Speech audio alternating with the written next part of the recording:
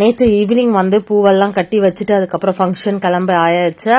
இந்த கொண்டை வந்து போட்டிருந்தேன். ஆக்சுவலா அதுக்குள்ள வந்து அட்டாச் ஹேர் கொடுத்துதான் போட்டிருந்தேன். அப்புறம் மேட்சா வளையல் கம்பல் எல்லாமே போட்டு சூப்பரா ரெடி ஆயிருந்தேன்.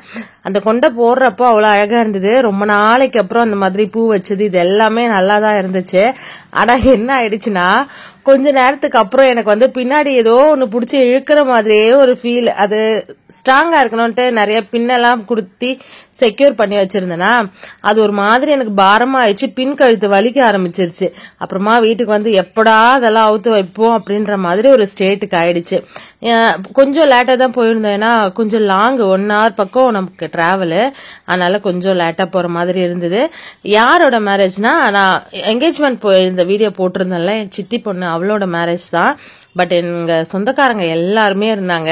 அவங்கள எல்லாமே பார்த்தது அவ்வளோ சந்தோஷமா இருந்தது. பார்த்துட்டு எல்லாருமே வந்து நம்ம சேனல் பத்தி தான் விசாரிச்சிருந்தாங்க. நான் வந்து யாரும் பார்க்க மாட்டாங்களோ அப்படின்னு நினைச்சேன். ஆனா ஈச் அண்ட் எவ்ரிடே எல்லாருமே ஃபாலோ பண்றது அவ்வளோ ஹாப்பியா இருந்தது. என்கரேஜும் பண்ணாங்க.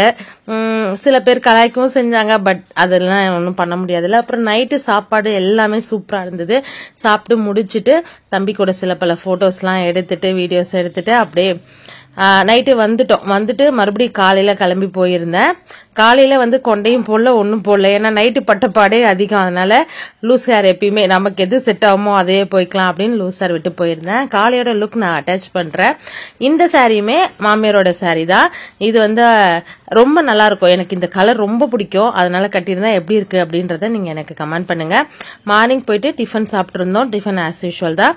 அப்புறம் கல்யாண வீடியோவும் ஆட் பண்ணிருக்கேன்.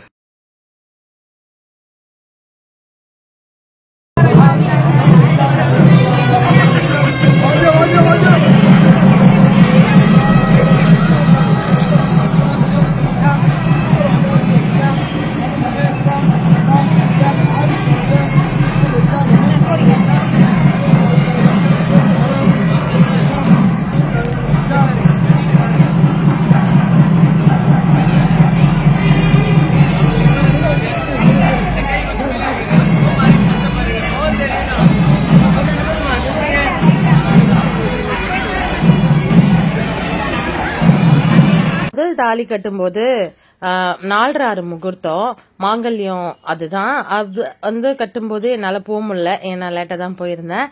இவதான் என் தங்கச்சி.